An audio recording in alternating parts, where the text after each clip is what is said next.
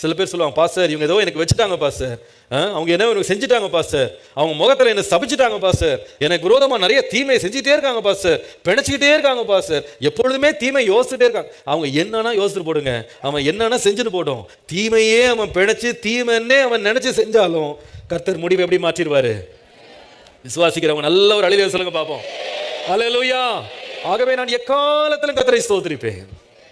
அவருடைய துதி எப்போதும் வாயில இருக்கும். எந்த நிலையிலேயும் நாளிலேயும் எந்த ஒரு சந்தர்ப்பத்தையும் பார்த்து நான் கவலைப்பட போறதும் இல்லை, நான் பயப்பட போறதும் இல்லை. எனக்கு ஒரு நிச்சயம் இருக்கு, என் தேவன் எல்லாவற்றையும் நன்மையாய் முடிய பண்ணுவா, எல்லாவற்றையும் நன்மையாய் முடிய பண்ணுவா. நான் ஒண்ணு செய்யணும், அவருடைய தீர்மானத்தின்படி அழைக்கப்பட்டிருக்கணும், அவரிலே மாத்திரம் அன்பு கூறணும். அவர் அன்பு கூறுகிறதுனா என்ன?